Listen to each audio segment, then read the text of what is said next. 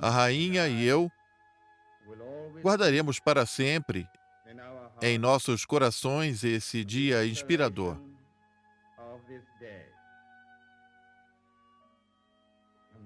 Que sejamos sempre dignos da solidariedade que estou orgulhoso de acreditar que nos rodeia no início do meu reinado.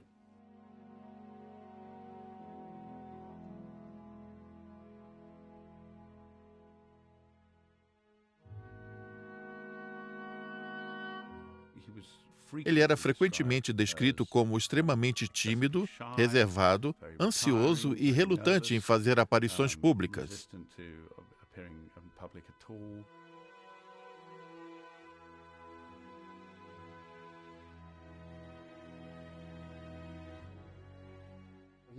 Ele não era uma pessoa que almejava o trono. O trono veio até ele. Toda a sua vida, a partir de então, se tornou uma tentativa de lidar com isso e se tornar o melhor rei que poderia ser.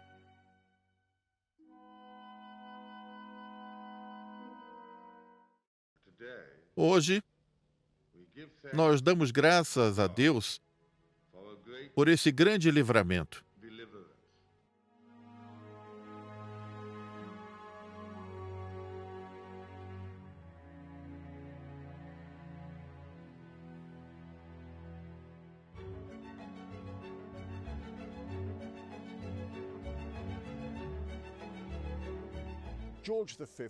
George V subiu ao trono pouco antes do início da Primeira Guerra Mundial e ocupou o cargo de rei durante a guerra. Obviamente, isso teve um profundo impacto não somente nele, mas também na nação. Ele alterou o nome da família real. Ele se livrou das antigas ligações germânicas com a casa de Saxe-Comburgo-Gotha. Em 1917, ele mudou o nome da sua família para Windsor. Foi ele quem criou a Casa de Windsor. Seus filhos foram criados no que era considerado um regime disciplinar bastante rígido, especialmente os dois mais velhos, Edward e Albert. O rei George V, por sua vez, segundo relatos, aplicava ele mesmo os castigos físicos em seus filhos. Ele provavelmente estava apenas seguindo padrões da época.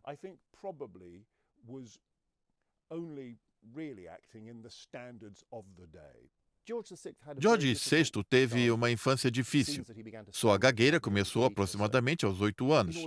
Para explicar como isso começou, deve-se considerar vários fatores que podem ter contribuído para o seu surgimento.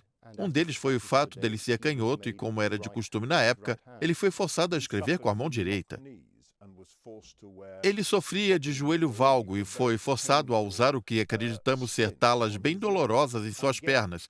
Novamente, acredito que essa era uma prática bastante comum para as famílias como a dele, que podia arcar com despesas médicas bem mais elevadas. George V tinha dificuldades de dizer ao seu filho o quanto ele o admirava e o que ele pensava sobre o garoto. E isso cria a impressão de que, se ele tivesse dito isso frente a frente para o seu filho, teríamos tido um efeito psicológico positivo em George VI. Vamos voltar para o passado, quando o segundo filho do rei George V era um jovem solteiro chamado Príncipe Albert. Para ele, a vida era como um constante ciclo de deveres públicos perfeitamente executados com um sorriso e um cumprimento a todos. Como segundo filho, o príncipe Albert poderia passar seu tempo desfrutando das atividades e dos lucros dos mais afortunados. Porém, esse não é o seu estilo. Tanto no passado quanto no presente, seu foco estava no trabalho.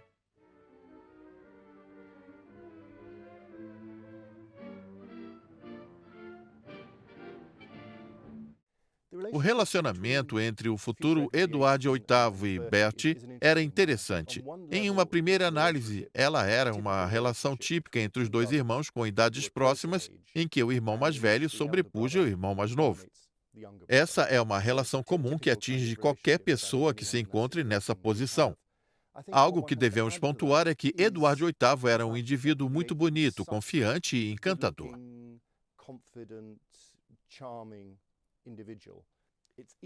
Hoje é fácil olhar para o passado e dizer que eles estavam sempre em conflito, e eles eram rivais, e que Bert sentia que estava sempre à sombra de Edward.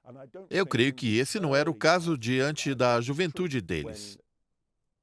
Quando seu filho mais velho, o futuro Edward VIII, começou a se envolver com uma série de casos com mulheres casadas, seu pai começou a ficar furioso com ele e passou a se aproximar cada vez mais de Bert. George V disse esperar que o seu filho mais velho caísse em desgraça em primeiro ano de reinado, o que realmente aconteceu.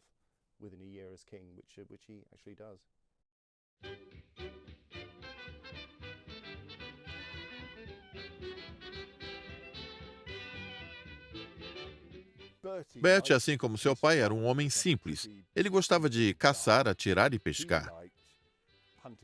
Ele adorava a vida no campo. Porém, ele fazia parte de uma família que, em grande medida, era bem desinteressante. E Elizabeth Bowes-Lyon, que viria a se tornar a rainha-mãe que conhecemos hoje, foi um sopro de ar fresco na medida em que ele tinha amigos interessantes, organizava festas incríveis e era bastante atraente. Ela adorava completamente aquele estilo de vida. O estilo de vida monótono e reprimido com o qual ela estava acostumada não era para ela. Seu casamento com Elizabeth Bowes-Lyon, a futura rainha-mãe, causou uma grande transformação na vida dele.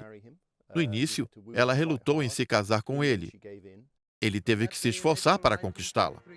A partir daquele dia, em abril de 23, quando o casamento do Duque de York com a Lady Elizabeth Bowes-Lyon foi celebrado na abadia de Westminster, os noivos reais conquistaram aquilo de mais importante na vida.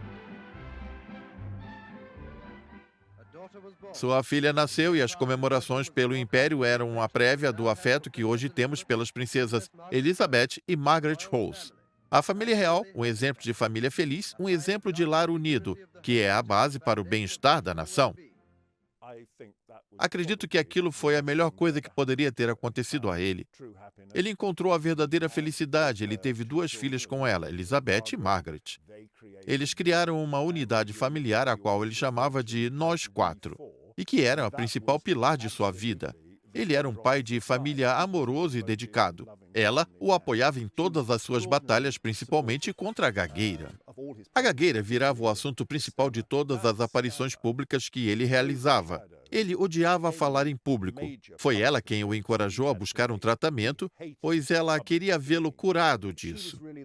E creio que ela conquistou o que ela planejava. Meu avô foi morar na Inglaterra em 1924 com um pouco dinheiro e sem qualificação formal para tratar gagueira. Ele abriu seu consultório no local onde ficavam os principais médicos do país, que era a Rua Harley. Uma atitude muito audaciosa para um forasteiro australiano sem educação formal. O Duque e a Duquesa foram assistir a uma peça e nos bastidores conheceram uma jovem atriz chamada Evelyn Boo Leigh, que era a paciente do meu avô por ter problemas de fala. Eles então falaram sobre a iminente viagem do Duque de York à Austrália e quão nervoso ele estava. Ela então indicou o Lionel a ele ou a Duquesa, e o Duque então agendou a sua primeira consulta para outubro. E foi logo depois que eles os conheceram dessa forma. Os dois realizaram muitas consultas. A primeira consulta do Duque com o Log foi bastante frenética. Tudo caminhou bem nos primeiros 14 meses, onde eles realizaram 80 consultas, algumas vezes, uma vez por semana, outras vezes com mais frequência.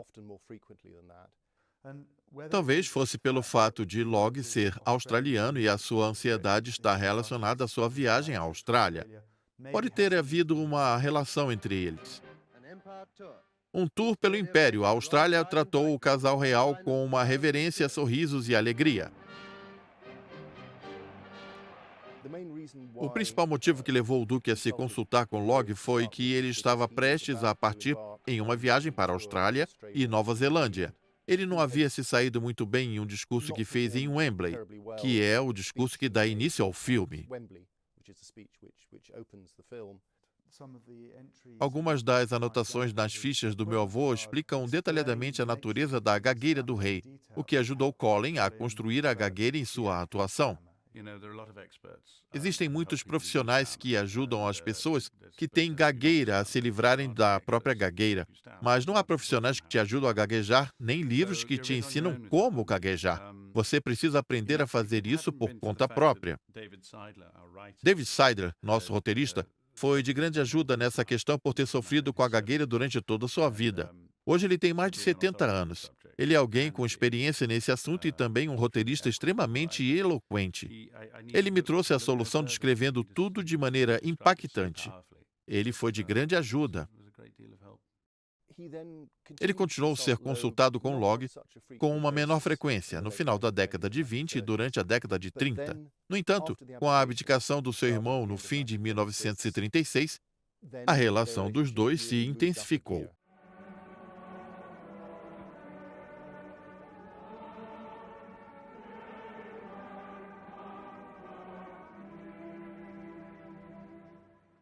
O rei está resfriado. Esse pronunciamento simples foi feito 17 de janeiro, numa sexta-feira. Tudo permaneceu tranquilo até a manhã seguinte, quando um boletim foi afixado nos portões de Sandringham, dizendo que seu coração parece estar enfraquecido, o que demanda cautela. O príncipe de Gales e o duque de York se juntaram ao duque e à duquesa de Kent, na casa de campo do rei. No domingo, o rei teve um dia tranquilo, porém, às 9h25 do dia seguinte, um outro boletim foi publicado. A vida do rei estava caminhando pacificamente rumo ao seu fim. Pouco após a meia-noite, o mundo recebeu a seguinte notícia: o rei morreu pacificamente às 23h55 da segunda-feira, 20 de janeiro de 1936. Sua Majestade morreu pacificamente na residência onde, no Natal, ele fez um pronunciamento para nós, seu povo, como amigo e pai.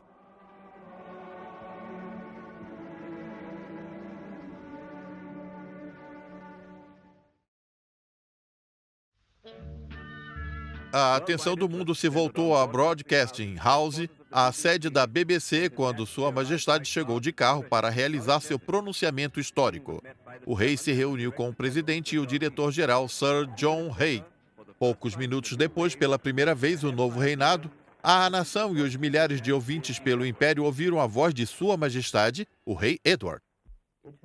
Tem sido uma tradição antiga da monarquia inglesa que o novo soberano deve enviar uma breve mensagem para seus povos. A ciência possibilitou a mim trazer mais pessoalidade a essa mensagem escrita, falando com todos vocês por meio do rádio.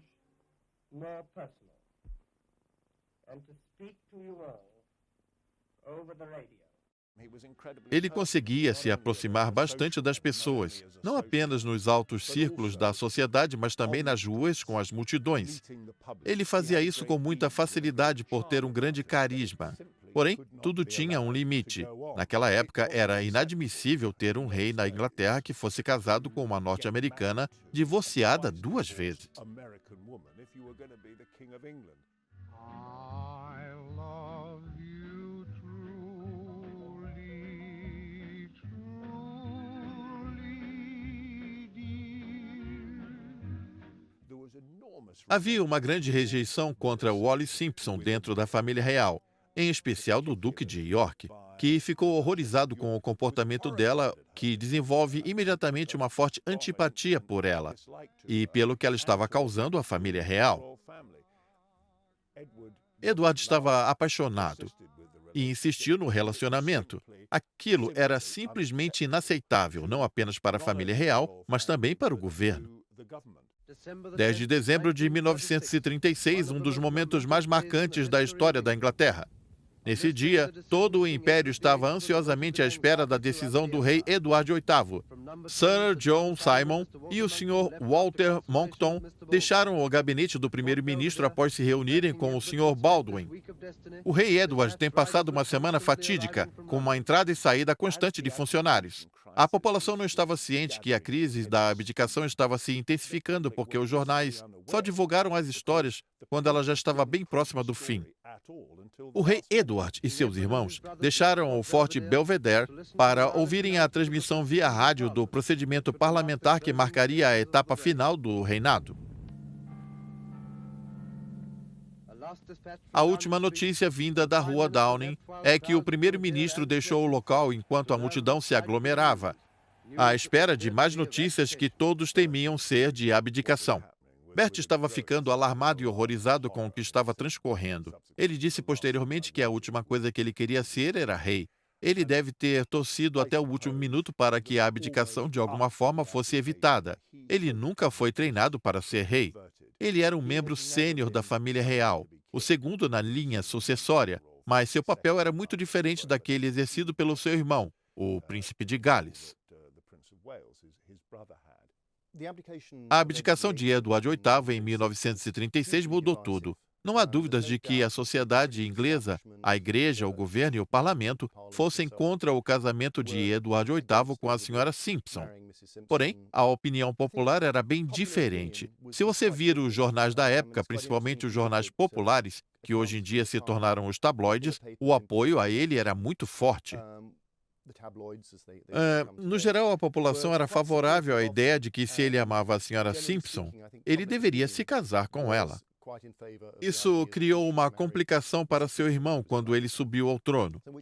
Conforme ele mesmo salientou, ele era o único rei da história da Inglaterra que ascendeu ao trono tendo um predecessor vivo e capaz.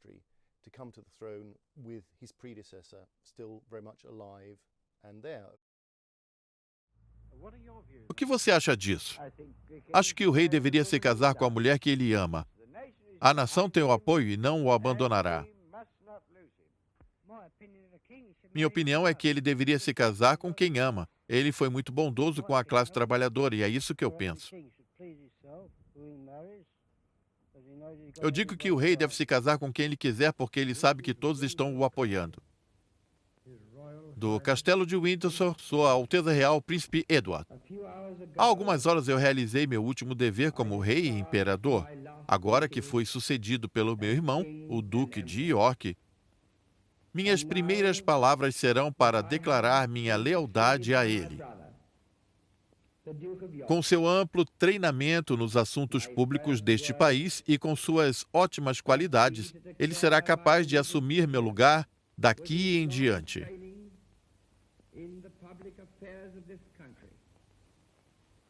Durante esses dias árduos, eu fui reconfortado por Sua Majestade, minha mãe, e também pela minha família.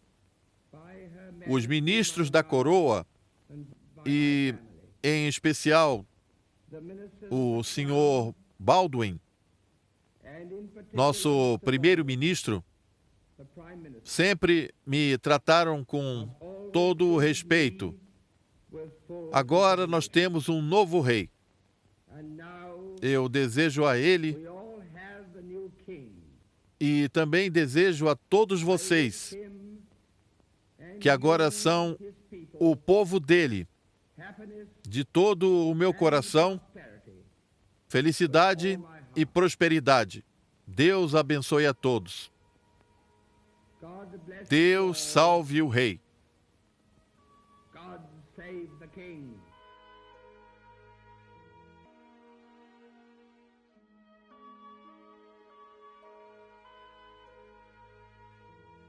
Quando a abdicação finalmente aconteceu, ele ficou muito abalado. Não foi algo para o qual ele se preparou durante vários meses. Bert chorou no ombro de sua mãe durante 1 hora. Ele estava desolado, ele não queria a coroa. Ele foi o monarca mais relutante de todos. No entanto, o dever o chamava e ele fez o que precisava ser feito.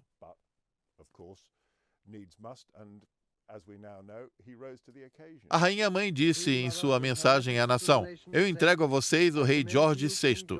Peço que vocês concedam a ele a mesma medida e de sua generosa lealdade que deram ao meu amado marido. Junto a ele, entrego a vocês a minha querida nora, que será sua rainha. Eu sei que vocês já guardam as filhas dela em seus corações. Meu maior desejo é sua lealdade e unidade da nossa terra."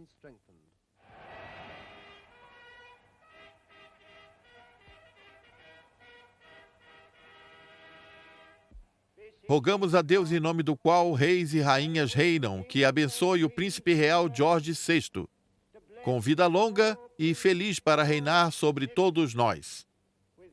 Deus salve o rei.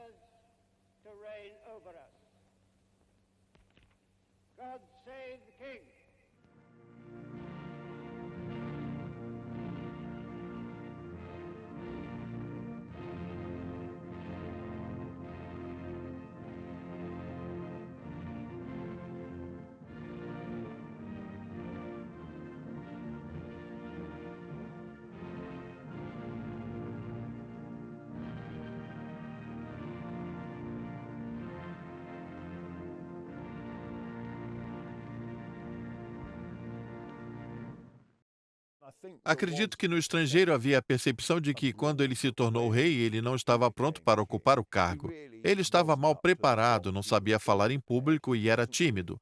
Sua gagueira fez com que ele desenvolvesse um comportamento explosivo. Quando ele se irritava, levava tempo para se acalmar. Uma das declarações mais inusitadas que foram feitas na época da coroação veio do Cosmo Lang, o arcebispo da Cantuária. Acredito que ele estava tentando ajudar quando disse em um discurso que o rei sofria de problemas na fala e hesitava um pouco ao falar. Porém, ele estava melhorando e que o povo deveria ter paciência com ele. Ver a atenção sendo voltada para seu maior problema dessa forma deve ter sido muito incômodo para o rei. Existia um registro notório nas fichas de log que ele demonstrava solidariedade com o rei, dizendo que as palavras ditas pelo arcebispo foram lamentáveis e que o rei respondeu: "Se você não gostou do que ele falou, você deveria ouvir o que minha mãe disse sobre ele." Isso mostra o quão constrangedor aquilo foi para o rei. Um momento notável da coroação de George VI foi quando Churchill, que estava na abadia, virou-se para sua esposa e disse: "O outro não daria conta." Você estava certa, ele jamais daria conta. Apesar de ser um aliado e apoiador de Eduardo VIII, ele viu que a coroa estaria mais segura nas mãos de George VI.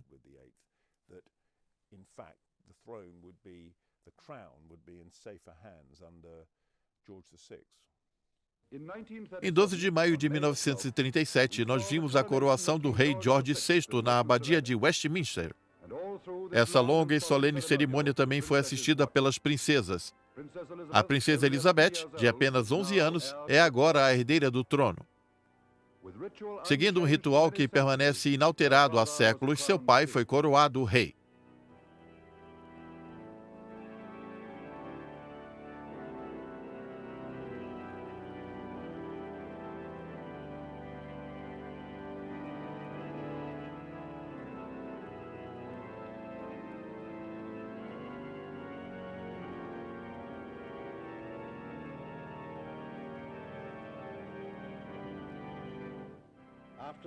Após voltarem ao Palácio de Buckingham, a família real foi para a sacada para presenciar o clamor de milhares de homens, mulheres e crianças reunidos nas ruas. Foi o princípio de um reinado com muitos perigos e desafios. Porém, George VI há de se provar como um dos maiores reis que já tivemos. A coroação em si demonstrou o quão próximo Logue havia se tornado do rei. Para a surpresa dele e de sua esposa, Myrtle, eles se sentaram no camarote real. Isso causou espanto não só em Cosmo Lang, o arcebispo de Cantuária, mas também em diversas pessoas que estavam sem entender o motivo do rei querer colocar um terapeuta de fala no lugar em destaque.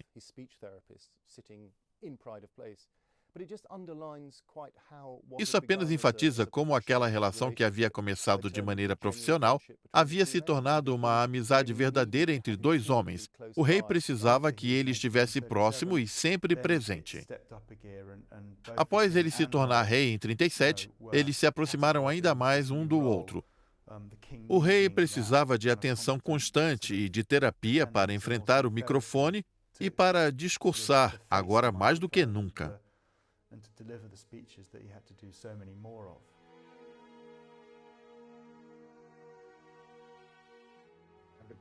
A rainha e eu guardaremos para sempre em nossos corações esse dia inspirador. Que sejamos sempre dignos da solidariedade que estou orgulhoso de acreditar que nos rodeia no início do meu reinado.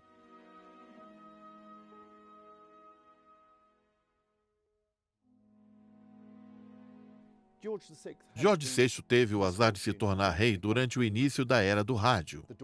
Anteriormente, tudo o que o rei precisava fazer era ficar de pé e não cair de cima de um cavalo, assim como foi dito no filme. E isso, obviamente, mudou na década de 30 com a invenção do rádio. Esse foi um enorme revés para George VI. Se ele tivesse nascido um século atrás, dificilmente o povo saberia se ele tinha gagueira. O ano seguinte foi marcado pela primeira visita de Estado do rei e da rainha a Paris, como convidados do presidente Lebrun. Após isso, eles foram ao Canadá, um tour tão bem sucedido quanto o que seria realizado pela sua filha mais velha. Durante essa viagem, o rei e a rainha foram aos Estados Unidos e se encontraram com o presidente Roosevelt em Washington. Isso aconteceu no final dos anos 30, havia tensão crescente no âmbito internacional. Hitler já havia começado seus ataques pela Europa. Estava surgindo um enorme desafio que ele deveria estar preparado para enfrentar.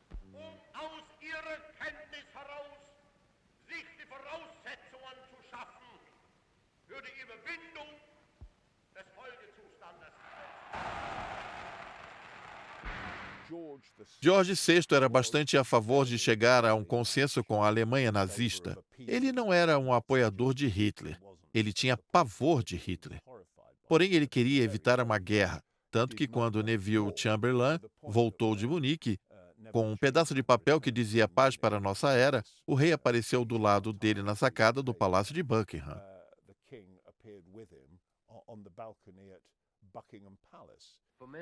Durante dias, os estadistas que orientam o destino do nosso império têm realizado tensas reuniões para discutir sobre a crise da Tchecoslováquia. Até o momento, a guerra tem sido evitada, porém eles ainda não foram capazes de nos aproximar da tão sonhada paz. O rei retornou da Escócia para que pudesse estar mais próximo da sede do governo e para se comunicar mais facilmente com os seus ministros. Esse é um momento decisivo para o Sr. Neville Chamberlain, o primeiro-ministro. Desde que assumiu o cargo, o Sr. Chamberlain nunca teve abalada a sua determinação de trazer a paz à Europa. No momento em que as sombras da guerra pairam sobre o mundo dos homens, o primeiro-ministro tomou uma decisão sábia e ousada. Podemos chamá-los de Chamberlain, o pacificador, Lord de Halifax. O secretário do Exterior esteve em Helston para se despedir do premier em seu voo à Alemanha e o primeiro voo de sua vida. Acompanhando-o como conselheiros estava Sir Horace Wilson e o Sr. William Strang. Antes de partir de Helston, o primeiro-ministro deu uma declaração aos canais de notícia. Eu irei me reunir com o chanceler alemão, pois, para mim, essa parece ser uma situação em que uma conversa entre mim e ele pode ter consequências benéficas. Minha política sempre foi a de tentar garantir a paz e a prontidão do Führer em aceitar o meu conselho, que me traz esperança de que a minha visita a ele renderá bons frutos para toda a população. Nós sabemos que ninguém é mais capaz do que ele, porém também sabemos que o sucesso não depende da vontade dos mortais. Por isso, desejamos do fundo do coração que Deus esteja com ele.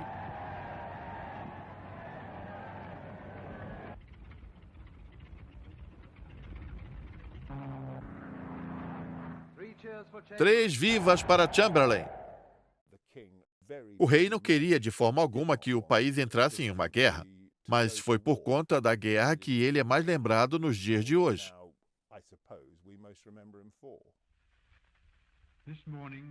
Nesta manhã, o embaixador do Reino Unido em Berlim entregou ao governo alemão um ultimato informando que, a menos que sejamos comunicados até às 11 horas de que eles estão prontos para retirarem suas tropas na Polônia, haverá um estado de guerra entre nós.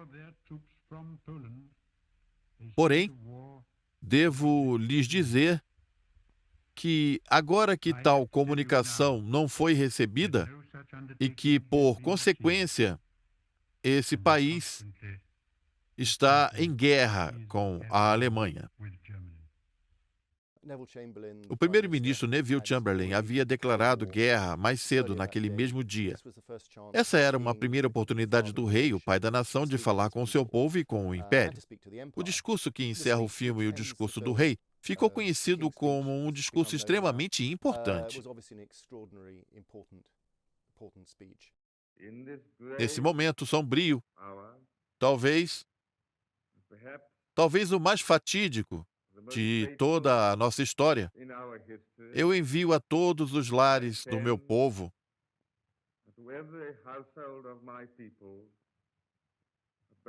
tanto no país quanto no exterior, esta mensagem,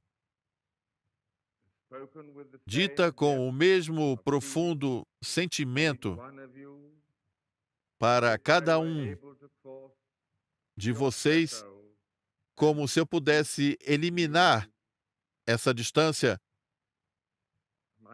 e lhes dizer pessoalmente, pela segunda vez na vida de muitos nós, que estamos em guerra.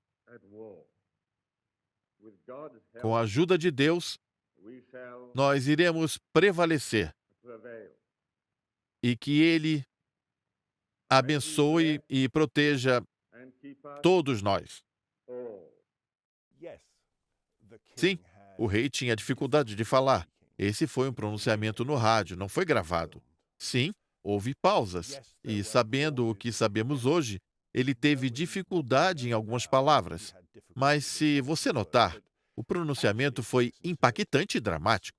Acredito que as pausas dadas às circunstâncias deram ênfase a isso. Foi um comunicado tocante para a nação de um homem que, durante a guerra, esteve bastante próximo do sofrimento, das aflições dos seus súditos.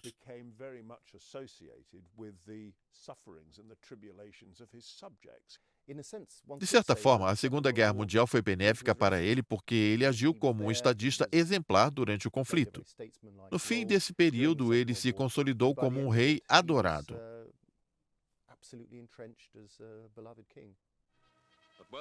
Seja na França com suas tropas, ou em casa com a população que foi bombardeada, sua coragem e entusiasmo são uma inspiração. Essa é uma guerra total, e o rei, assim como muitos de seus súditos, teve seu lar bombardeado. Esse foi o resultado de uma bomba relógio que explodiu nas proximidades da residência do rei em Londres. Ela caiu a poucos metros do palácio, próximo à sala de estar do rei. Um dia antes, o rei e a rainha visitaram outras regiões de Londres que sofreram com os bombardeios. A solidariedade a eles demonstraram antes, agora está sendo demonstrada a eles. Esta é uma guerra que envolve a todos, estamos todos juntos. Uma bomba lançada por um avião nazista que pode estar se esgueirando pelo céu londrino pode cair em qualquer lugar. Porém, suas majestades continuam a caminhar entre os destroços do seu jardim, assim como outras 100 famílias que foram atingidas ainda no dia de hoje. O Palácio de Buckingham, por sua vez, ainda resiste. O rei estava no palácio quando ele foi bombardeado pela força aérea alemã e ele escapou por pouco da morte. Naquele momento, a rainha Elizabeth disse a famosa frase: "Agora podemos ver Eastwind de perto." Ele estava acompanhando o sofrimento do seu povo e visitava as regiões bombardeadas na porção leste de Londres regularmente. O rei, então, adotou o racionamento. Ele media pessoalmente a água utilizada no banho do Palácio de Buckingham, pois naquela época não se podia encher as banheiras acima do nível recomendado. Eram feitas marcas com tinta nas banheiras. Ele fiscalizava pessoalmente para garantir que ninguém estava desperdiçando água. Estou me comunicando com vocês do Palácio de Buckingham, com sua honrosa torre. Aos londrinos, antes de mais nada, apesar de minhas palavras serem direcionadas em mesma medida a todas as cidades e vilarejos do país, que têm enfrentado esse mesmo perigo, a rainha e eu, em muitos dos locais aqui atingidos pelos bombardeios dos militares, visitamos as pessoas que mais sofreram com isso. Nossos sentimentos estão com eles hoje. A esses homens e mulheres que trabalham no serviço de prevenção de ataques aéreos. Eu gostaria de dar os meus mais sinceros agradecimentos. Com dedicação aos trabalhadores civis, bombeiros, coletores e muitos outros, em razão do alto e constante risco que enfrentam. Eu informo que o Reino Unido, com o apoio de todos vocês, fica muito mais forte. Esses homens e mulheres são nobres companheiros das nossas Forças Armadas. Vivemos em tempos sombrios e talvez o futuro seja ainda mais tenebroso. Os muros de Londres podem estar despedaçados, porém o espírito dos londrinos permanece resoluto e inabalado. Em Londres e por todo o Reino Unido, há prédios ricos em beleza e importância histórica, que podem ser atacados arbitrariamente. Casas humildes, mas de grande valor para suas famílias, podem ser destruídas. Porém, sempre haverá uma Inglaterra que se erguerá perante o mundo como um símbolo e uma cidadela de liberdade. E isso será o nosso tão sonhado, amado lar.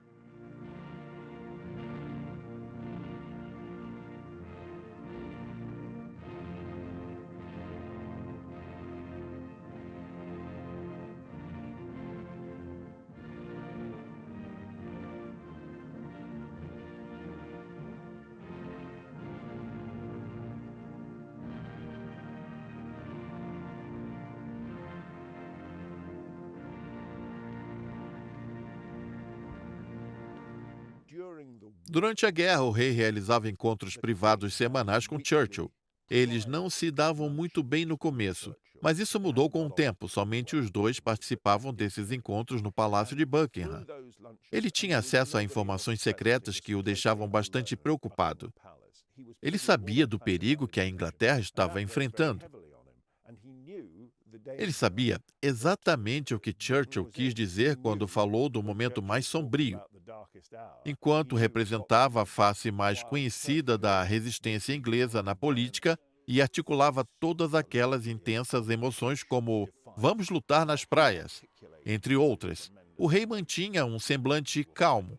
Fazia seu trabalho de uma maneira bem discreta, reunindo-se com integrantes da sociedade, visitando as regiões bombardeadas de West End.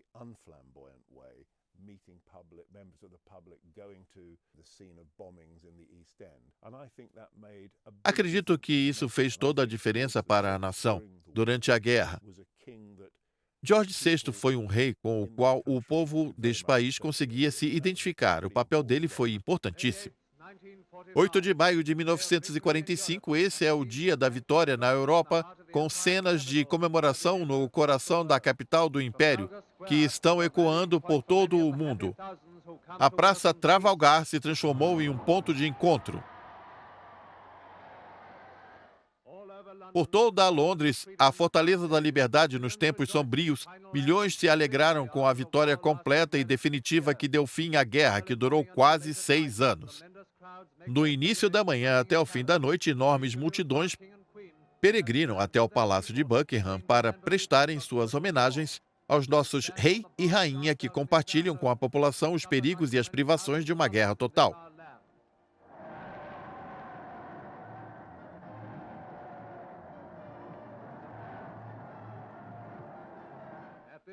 Neste momento de gratidão, Sua Majestade o Rei se pronunciou ao seu povo e aos seus combatentes pelo mundo todo. Hoje, nós damos graças a Deus por esse grande livramento. Eu me dirijo a vocês da mais antiga capital do nosso império, ferida pela guerra, mas nunca amedrontada ou abatida, de Londres. Eu peço a vocês que se juntem à nossa demonstração de gratidão A Alemanha, o inimigo que arrastou toda a Europa para uma guerra, foi finalmente derrotada. Se você olhar como ele estava no fim da guerra, quando o seu pronunciamento à nação foi gravado, dá para ver o preço que ele havia pago. Ele havia envelhecido muito, ele estava sob muita tensão. Após a guerra, ele ficou espantado com a expulsão de Churchill do cargo nas primeiras eleições gerais. Porém, ele se adaptou rápido a viver com um governo trabalhista socialista de esquerda.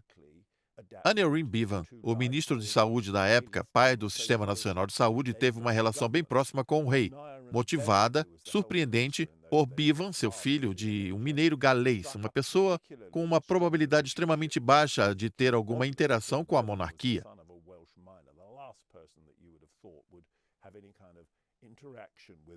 Ambos tinham gagueira.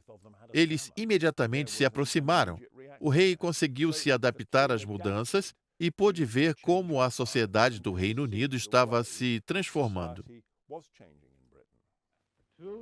Fiel ao seu propósito de expressar a vontade e o espírito do seu povo, a Casa dos Comuns continuou a cumprir seus deveres apesar dos bombardeios à sua sede. A nova Câmara foi construída tão próxima quanto possível de sua antiga forma. Ela evoca um ambiente quase informal para debates e aconselhamento, pois ela deriva algumas de suas virtudes do ambiente familiar. Esta Câmara, de certa forma, pertence à nossa grande família,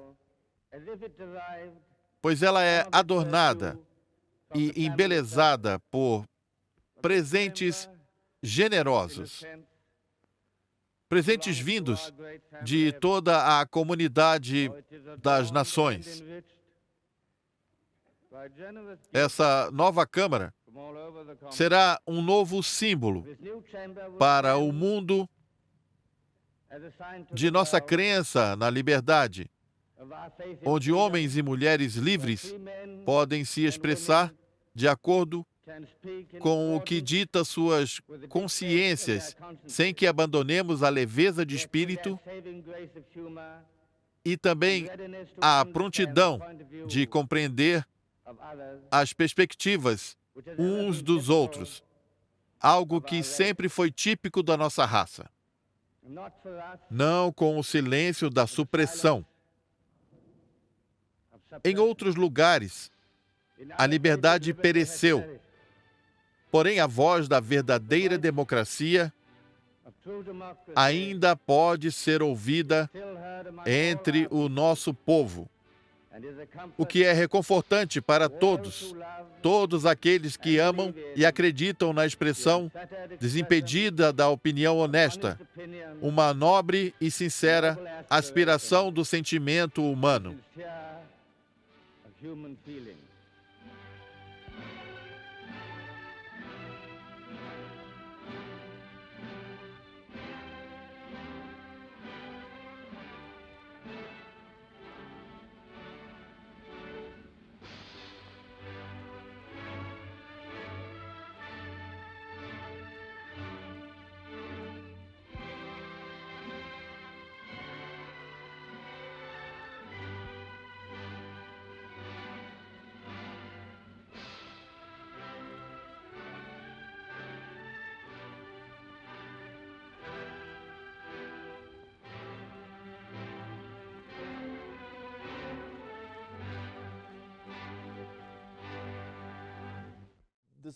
Não há dúvida de que a guerra teve um enorme impacto sobre o rei e sua saúde. Durante toda a vida, ele sempre teve uma saúde frágil. O estresse da guerra certamente não colaborou nesse quesito. Toda a comunidade britânica das nações está com Sua Majestade. O rei, após a sua declaração de seus conselheiros médicos, a lembrança da aparição pública mais recente de Sua Majestade é essa a imagem. O dia da lembrança, o rei manteve sua postura costumeira, porém já está sentindo efeitos da doença. Na inspeção territorial do Parque Hyde, Sua Majestade inspecionou pessoalmente todas as unidades.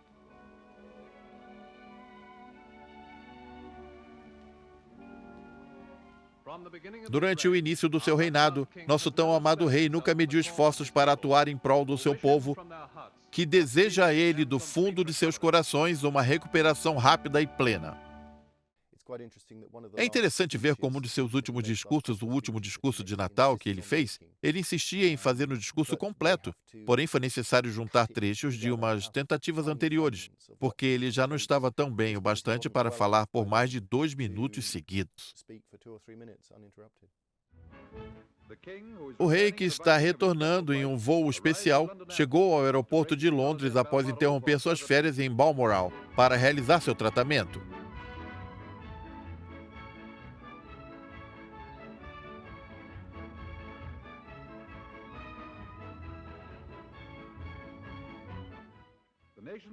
A preocupação da nação com a doença da Sua Majestade pode ser vista na multidão de fiéis simpatizantes, reunida sob chuva em frente ao palácio para prestar suas homenagens a ele. Com o retorno do rei à capital, as fervorosas orações e todo o povo inglês rogam pela saúde de Sua Majestade. Enquanto comemoramos o aniversário de 15 anos de sua ascensão ao trono, nós recordamos do primeiro grande evento do seu reinado da bondade e sabedoria, sua coroação.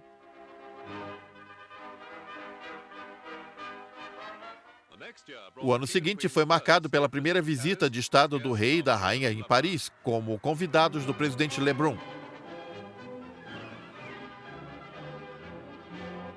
Logo após, eles foram ao Canadá, um tour tão bem sucedido quanto o que seria realizado pela filha mais velha do rei 12 anos depois. Durante essa viagem, o rei e a rainha foram aos Estados Unidos, onde se encontraram com o presidente Roosevelt em Washington. Na sequência, tivemos guerra, uma mordalha árdua para um jovem monarca. Seja na França com suas tropas ou em casa com a população bombardeada, sua coragem e entusiasmo são uma inspiração. Esta era uma guerra total e o rei, assim como muitos de seus súditos, teve um lar bombardeado. No entanto, os ventos da guerra estavam mudando de direção quando o rei visitou seu exército vitoriano na África do Norte. Após a invasão dos aliados na Europa, o rei se encontrou com o marechal de campo Montgomery, na Normandia. Os longos anos de guerra chegaram ao fim, e quem nessa ilha poderia aparecer no dia da vitória?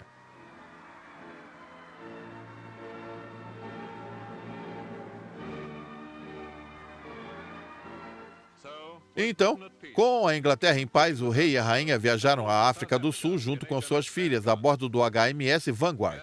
Com o casamento da princesa Elizabeth e do príncipe Philip, tivemos um momento de grande alegria para os pais da realeza. É 1951 e a Inglaterra proclamou suas conquistas no Festival de Solbank.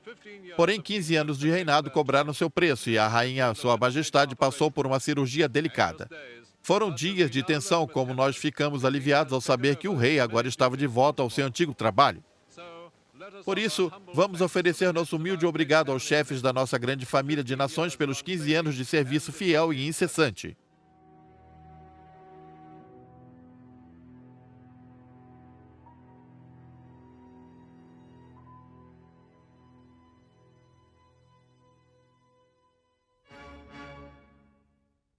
Em 31 de janeiro, o rei George VI foi até o aeroporto de Londres despedir-se de sua filha. Ela e o príncipe Philip estavam de partida para um tour pela Comunidade das Nações, substituindo o rei enquanto ele se recuperava de uma grave doença. A primeira parada foi no Hotel Treetops, no Quênia.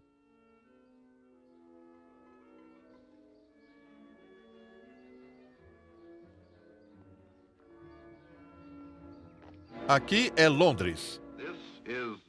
É com grande pesar que fazemos o seguinte pronunciamento. Sandringham anunciou que após as 10 horas e 45 minutos de hoje, 6 de fevereiro de 1952, o rei, que havia se retirado para seus aposentos ontem à noite, como de costume, morreu pacificamente enquanto dormia nesta manhã. Agora ele abre mão do seu fardo. Até mesmo um rei poderá, enfim, descansar. Agora ele deixa a indesejada coroa que fortemente pressionou suas têmporas, as aflições do Estado, as amarguras de guerras, as preocupações que enchiam o seu peito. Estas o marcaram como cicatrizes marcam um soldado, mas até mesmo um rei poderá, enfim, descansar.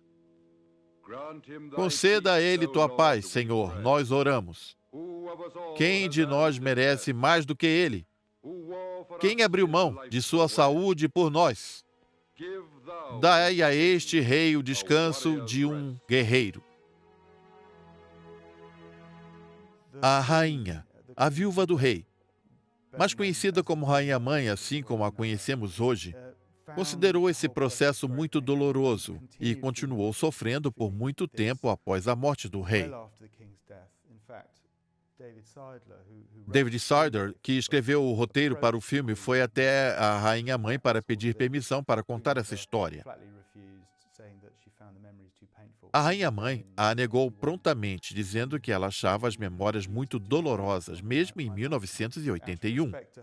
O que não fizessem esse filme enquanto ela estivesse viva. Em respeito a ela, David Sider suspendeu o desenvolvimento do filme. Foi algo muito incômodo para a Rainha-Mãe. Ela nunca quis que Bert se tornasse rei e ela podia ver melhor do que ninguém a pressão sob a qual George VI estava, física e emocionalmente, a gagueira e todos os problemas de saúde que ele tinha. Ela se preocupava profundamente com ele e com a família. E foi uma esposa e mãe muito protetora para essa pequena unidade familiar. Ela permaneceu ao lado dele durante todos esses anos difíceis durante a guerra e, claro, quando ele morreu aos 56 anos e depois passou quase a mesma quantidade de anos como viúva. A morte do rei George VI em 52 foi obviamente um grande acontecimento para o país, um evento trágico e triste, pois ele ainda estava na casa dos 50 anos. Acredito que é difícil para a maioria de nós hoje em dia, que não passaram por isso, entender o tamanho colossal do luto que houve no país.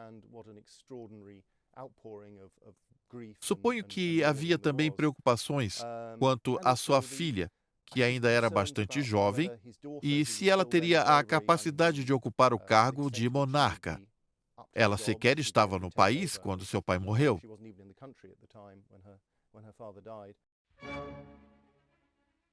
Os novos ministros da rainha, liderados pelo primeiro-ministro Winston Churchill, ao lado de Attlee, o líder da oposição, estavam reunidos para receber a rainha em sua chegada a Londres.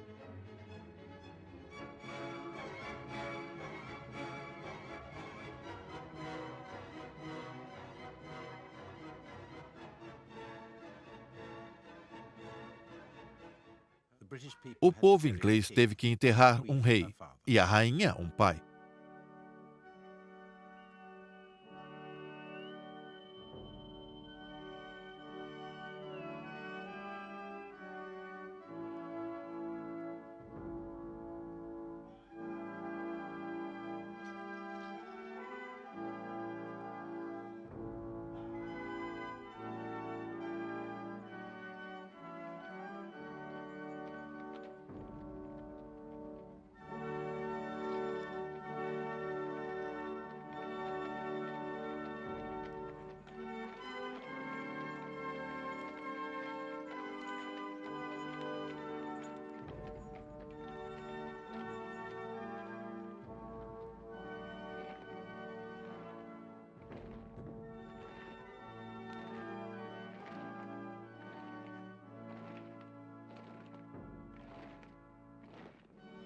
Por 15 anos, o rei George VI reinou.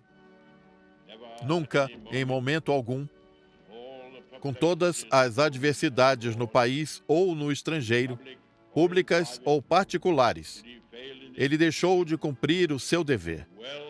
Por isso, ele merece uma saudação de despedida de todos nós e seus governos e povos. Quando o rei morreu, Churchill escreveu na coroa de flores que ele colocou sobre o caixão pelo valor. Essas palavras, claro, são as que estão escritas na Cruz de Vitória. Ele provou ser um monarca no seu tempo. Ele não era vaidoso ou extravagante, ele era um pai de família amoroso e leal. Ele era a síntese dos valores daquela era.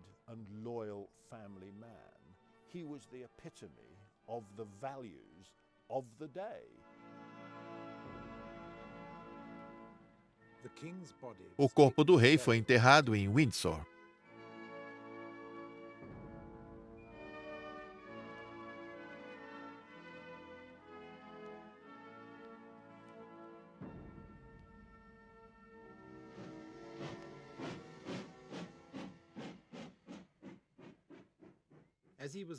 Enquanto ele era enterrado em Windsor, Londres, parou e ficou em silêncio.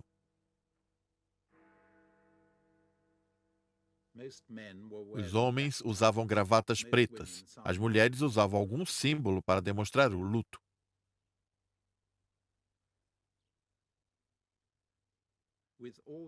Com todos os seus impulsos para examinarem velhos valores, escreveu o Times, o povo ainda os respeita.